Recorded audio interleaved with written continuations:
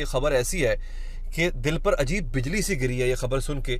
अब देश सुदर्शन चक्र मिशन लॉन्च करेगा, जिसमें खास तौर पे उन्होंने जिक्र किया है सुदर्शन चक्र, और ये जो लॉर्ड कृष्णा से उन्होंने इंस्पिरेशन ली है। जब हिंदू अस्त्र और शस्त्र के साथ जागते हैं तो फिर मुसलमान भागते हैं।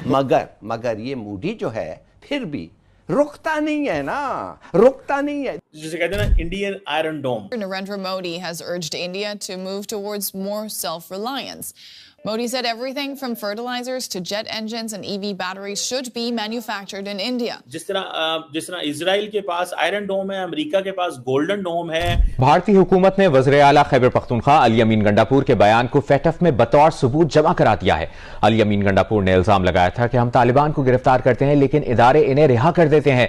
भारतीय हुकूमत ने फाइनेंशियल एक्शन टास्क फोर्स में अली अमीन गंडापुर के बयान को अपने मौक़िफ़ की तायीद करार देते हुए पाकिस्तान को ग्रे लिस्ट में डालने की दरखास्त की है। बार जी इधर से एमओयू साइन हो गया, उधर से एमओयू साइन हो गया, सऊदी अरब से वफ्द आ गया, यूएई से वफ्द आ गया, लेकिन हकीकत ये है कि इन ममालिक से अभी तक कोई कॉन्क्रीट इन्वेस्टमेंट नहीं आई है। जी हाँ जी, अभी तक कोई कॉन्क्रीट इन्वेस्टमेंट नहीं आई है, बल्कि यूएई ने तो यहां तक कह दिया है कि भाई हम और कोई पैसा नहीं लगाएंगे।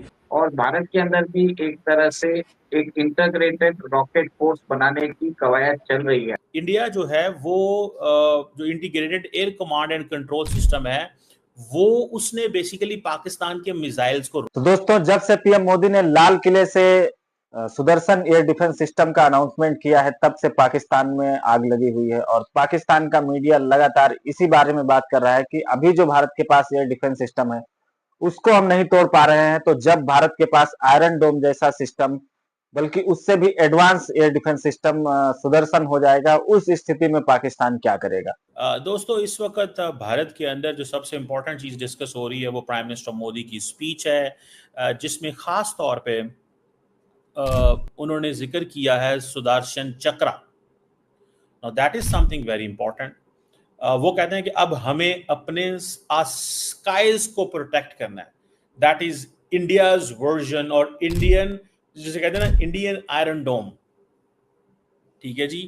अब ये इंडिया जो है वो अपने आयरन डोम जो है उसकी बात कर रहा है कि हमें आयरन डोम चाहिए। ठीक है, और ये एक मल्टीलेड फ्रेमवर्क होता है जो integrated advance surveillance, cyber protection और फिजिकली सेफ गार्ड करता है शहरियों को एंड गवर्नमेंट इंफ्रास्ट्रक्चर को एंड प्रॉपर्टी को from the enemy country which is obviously Pakistan and later on China के साथ तो अभी जंग नहीं होनी इंडिया की, क्योंकि पहले तो मसला पाकिस्तान है।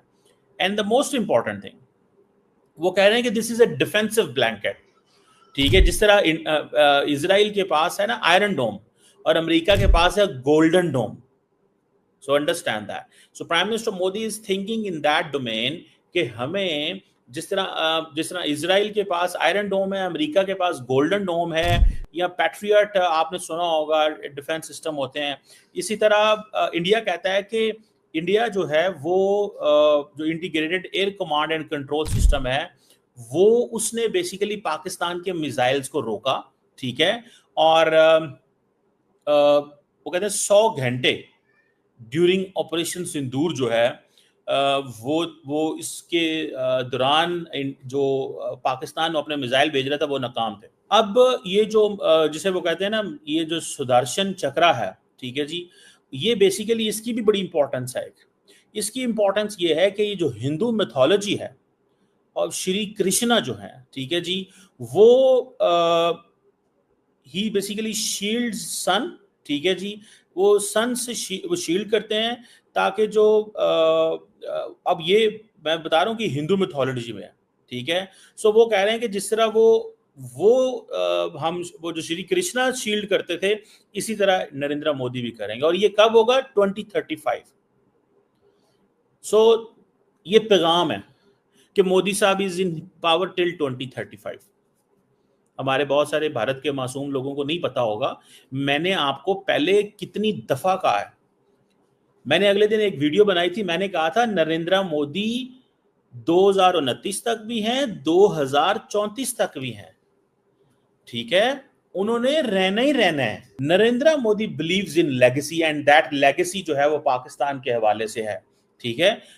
और अब मैं आपको बात बताऊं, कई दफा लोग कहते थे ना कि जी इंडिया पाकिस्तान से बात करे या पाकिस्तान इंडिया से, आज अगर इंडिया पाकिस्तान से बात भी करेगा तो बात चलेगी नहीं, चीजें चेंज हो गई। Now is not a time. अगर आप पाकिस्तान कहे भी ना हमने बात करनी है, तो इसका मतलब नहीं है हमने बात करनी है। लार्जली पाकिस्तान ये बातें इसलिए करेगा to show the international audience कि we are not aggressor, we want to talk. India नहीं बात करना चाहता, तो अभी तक तो दुनिया ये समझती है इंडिया पाकिस्तान से बात नहीं करना चाहता। सो इस चीज को ये समझे, जो 2035 जो है उसमें वो कह रहे हैं कि हमें अपने डिफेंस को मॉडर्नाइज करना है, स्ट्रेंथन करना है, और ये जो लॉर्ड कृष्णा से उन्होंने इंस्पिरेशन ली है, ठीक है। तो ये जो सुदर्शन चक्र है, वो जिसे कहते हैं कि वो कहते हैं कि दिस सारे का सारा जो सिस्टम है that will be researched, developed and manufactured in India, and then India will export it. पहले इस खुद इस्तेमाल करेंगे एंड देन फिर इसको वो करेंगे। अब वो कह रहे हैं, अब देखिए नरेंद्र मोदी की एक पॉलिटिक्स की जबरदस्त चीज क्या है, वो लोगों को मुस्तकबिल दिखाते हैं। He would like people to see future. तो जो फ्यूचर होता है वो बड़ा इंपॉर्टेंट होता है, याद रखें, ठीक है। और अब जारी बात है, ये जो सुदर्शन चक्र जो है, ये वो पहलगाम के वो वाक़े से देख रहे हैं। सो इन सो मेनी वेज ये जो सुदर्शन चक्र है, ये आप समझ लें, चक्र का मुराद व्हील होता है, ठीक है। जिन लोगों को नहीं पता मैं क्या उनको बता दूं, जैसे घूमने वाला वो नहीं होता, ठीक है, वेपन आप समझ रहे हैं इसको। और आप देखें इसकी जो मैंने आपको हिंदू मैथोलॉजी के अंदर इसकी वो बताई है मैंने, इसके अंदर मेरे ख्याल 108 के करीब ब्लेड होंगे, फास्टर देन लाइट घूमेगा, और जिसे वो कहते हैं ना, ये मतलब ये इट हैज़ दैट कैपेसिटी, इसकी कैपेसिटी है। इसकी जो स्पिरिचुअल इंटरप्रिटेशन भी अगर करें तो मोदी साहब आपको पता है हर चीज़ को स्पिरिचुअल लेंस से देखते हैं। अब वो क्या कहते हैं, वो कहते हैं जनाब हमने पहलगाम का जो हमला हुआ था उसके बाद 100 घंटे तक हमने पाकिस्तान को रोके रखा। और मैं अभी भी शायद सुन रहा था मोदी साहब क्या कह रहे थे, हमारा एक कुछ भी नहीं हुआ, कोई नुकसान नहीं हुआ। तो जाहिर बात है इंडियंस ने कहना है हमारा कोई नुकसान नहीं हुआ। समझ रहे हैं आप बात को, हमारा कोई नुकसान नहीं। तो दोस्तों इसमें कोई दो राय नहीं है कि भारत के पास जो अभी एयर डिफेंस सिस्टम है वो काफी ज्यादा मजबूत है। चाहे एयर डिफेंस सिस्टम में आकाश हो, बराक हो, या फिर